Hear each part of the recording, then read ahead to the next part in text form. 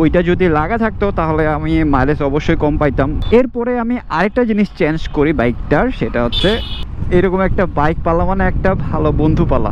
এই 42,000-এ আমাকে বাইকটা কতটুকু সন্তুষ্ট করতে পারছে এবং এই বাইকটাতে কি কি প্রবলেম হয়েছিল, কি কি চেঞ্জ করছি, A to Z আমি আজকে আপনাদেরকে শেয়ার করব। মানে একেবারে অনেস্ট একটা রিভিউ থাকবে। Check the mic and make sure it sound right, boys.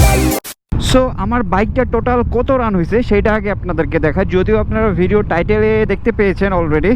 তারপর আপনাদেরকে আমি দেখাচ্ছি এই যে 42,346 কিলোমিটার, এবং এই 42,000-এ আমাকে বাইকটা কতটুকু সন্তুষ্ট করতে পারছে এবং এই বাইকটাতে কি কি প্রবলেম হয়েছিল, কি কি চেঞ্জ করছি, কি কি পরিবর্তন করছি, A to Z আমি আজকে আপনাদেরকে শেয়ার করব। মানে একেবারে অনেস্ট একটা রিভিউ থাকবে। কি আর করার, কিছু করার নাই, আমরাও লাইনে থাকি, সিরিয়ালে থাকি। এই যে সামনে একটা হুন্ডা ঢুকাইছে, আর এই যে দেখেন পুরো রাস্তাটাই এরকম। আচ্ছা, ব্যাপার না, ইউজ টু আমরা। আমি কিন্তু আপনাদেরকে প্রথমেই বলছি যে আমি আমার বাস্তব অভিজ্ঞতা, এক্সপিরিয়েন্স একবারে অনেস্টলি ভাবে দেব আপনাদেরকে, ঠিক আছে? কোনো লুকোচুরি থাকবে না এই ভিডিওতে, কোনো কিছু বেশিও বলবো না, কমও বলবো না।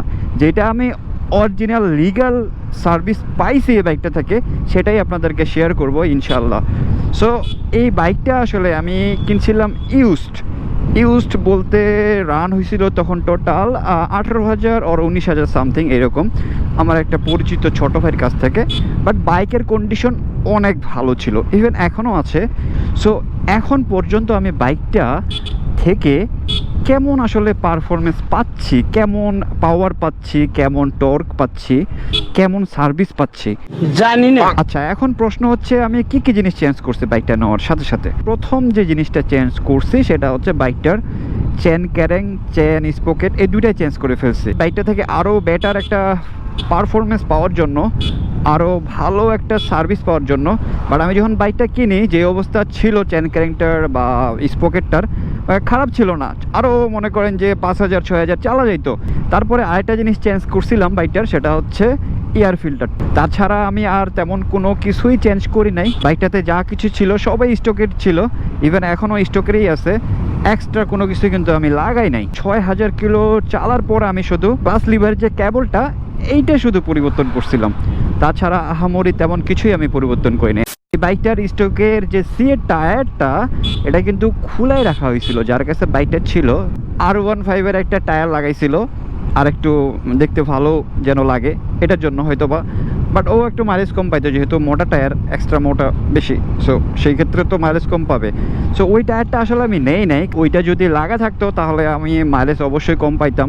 আর এটার জন্য এখনও আমার পিছনের টায়ারটা কিন্তু এখনও ভালো আছে, বাট সামনের টায়ারটার অবস্থা খুবই খারাপ। আমার মনে হয় না আর কোনো কিছু জিনিস চেঞ্জ করছি। আর বাইক যেহেতু রেগুলার চালাই, আমি রেগুলার রাইড করি, সো সেই ক্ষেত্রে তো ভাই ইঞ্জিন অয়েল তো চেঞ্জ করতে হবে, এগুলো তো কমন বিষয়। ইঞ্জিন অয়েলের সাথে সাথে আমি অবশ্য ফিল্টারটাও চেঞ্জ করে দেই, যেহেতু আমি ফুল সিনথেটিক ইউজ করি।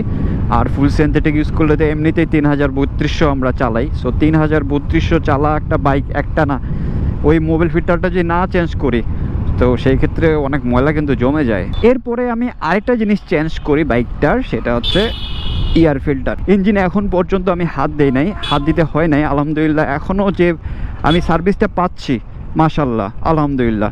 আর আরেকটা কাজ করছি সেটা হচ্ছে লুকিং গ্লাসগুলো লাগাইছি, এগুলো ছিল না, ও লুকিং গ্লাস ইউজ করতো না, এটা জাস্ট আমি লাগাইছি। আর তেমন কিছুই লাগাই নাই, যা ছিল সবই স্টকের। আমার মনে হয় আমি সর্বোচ্চ 3 থেকে 4 বার মেকারের কাছে নিয়ে গেছি, তাও আবার এই যে স্পকেটের মধ্যে যে ময়লাগুলো জমে যায় ওইটা খুলে জাস্ট ময়লাগুলো ফেলে দেওয়ার জন্য। হ্যাঁ, এইটা একটা রিজন, এয়ার ফিল্টার ফেলে দেওয়ার জন্য এটা, আর ইঞ্জিন অয়েল ড্রেন। এই সব ছাড়া আমি এখন পর্যন্ত কিন্তু ওই রকম আহামরি জটিল কোনো কাজ করিনি বাইকের। এখন পর্যন্ত যে সার্ভিসটা পাচ্ছি আমি, আর এখন পর্যন্ত আমার বাইকটার যে কন্ডিশন আলহামদুলিল্লাহ অনেক ভালো।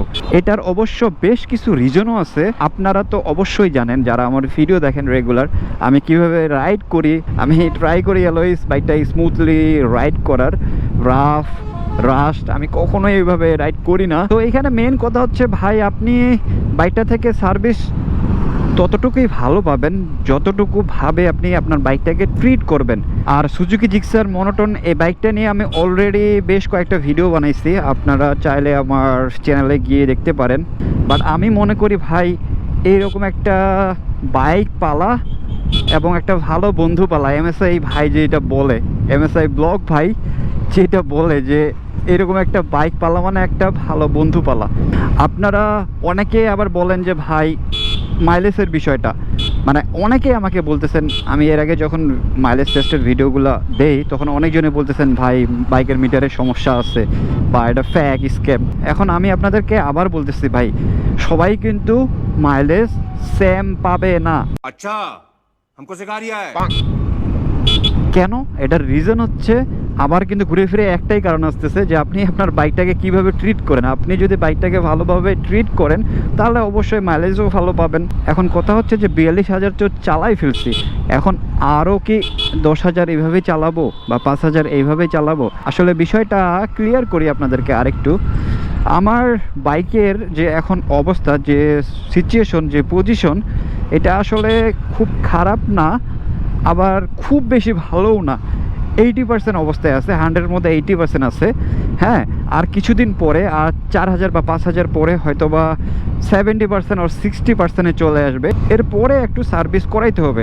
সো কি সার্ভিস করাইতে হইতে পারে তাহলে সেটাও বলি। হইতে পারে আমার টাইমিং যে চ্যান্ট, এটা হয়তো বা পরিবর্তন করতে হবে, এবং সেই সাথে ক্লাস যে প্লেট, এটা পরিবর্তন না করলেও হবে। এখন আলহামদুলিল্লাহ এখন পর্যন্ত যে আমি টর্কটা পাচ্ছি, যে স্পিডটা পাচ্ছি, এটা দিয়ে আরও আমার মনে হয় 20,000 চালাইলেও কিছু হবে না। আরও কিছু জিনিস চেঞ্জ করতে হইতে পারে, সেটা হচ্ছে আমার বাইকের যে পিছনে যে ড্রাম ব্রেকের যে ব্রেক শুটা, সেটা চেঞ্জ করতে হইতে পারে। কারণ পিছনের ড্রাম ব্রেক আমি যদিও খুব বেশি ইউজ করি না, এই জন্য হয়তো বা এখনও ভালো অবস্থায় আছে, বাট তারপরেও আমার মনে হয় যে ড্রাম ব্রেকের একটু সমস্যা, মাঝে মধ্যে আটকায় ধরে। সো ওইটা খুলে ওইটাও পরিবর্তন করতে হইতে পারে। ও হ্যাঁ, আরেকটা বিষয় আমি বলতে ভুলে গেছি, সেটা হচ্ছে বাইকটার যে স্পার্ক প্লাগ, এটা কিন্তু আমি পরিবর্তন করছিলাম। এটা আপনারা ট্রাই করবেন 8,000 ও 10,000 কিলো রাইড করার পর পরিবর্তন করার। আর এখন যেহেতু বর্ষাকাল, এই বর্ষার সময় আমাদের ক্লাচ যে লিভার, ব্রেক যে লিভার, এই কেবলগুলোতে পানি ঢুকে যায়। পানি ঢোকার ফলে এগুলো জ্যাম হয়ে যায়। সো এগুলো হয়তো বা পরিবর্তন করতে হইতে পারে। আসলে সব কিছু যদি আপনারা মেনটেন করেন, ভালোভাবে মেনটেন করে যদি আপনারা আপনার বাইকটাকে ওইভাবে ট্রিট করেন, তাহলে ভাই অবশ্যই আপনার বাইকটা 40, 45, 50,000 রান করার পরও আপনার বাইকের পারফরমেন্স কিন্তু লস্ট হবে না। দেখবেন যে আপনার বাইক থেকে খুব ভালো একটা আপনারা সার্ভিস পাচ্ছেন। মানে একেবারে অনেস্ট একটা রিভিউ দিয়ে দিলাম আজকে আমার বাইকটার। এখানে আসলে 1%ও বেশি বলি নাই, 1%ও আবার কমও বলি নাই। আমি যেটা পাইছি বাইকটা থেকে সেটাই বলছি আপনাদেরকে। আমি আপনাদেরকে আরেকবার বলবো ভাই, আমি একেবারে স্যাটিসফাইড। এখন দোয়া করবেন ফিউচার ওয়াইফটাও যেন এরকম হয়, ফুল যেন স্যাটিসফাইড করতে পারে আমাকে।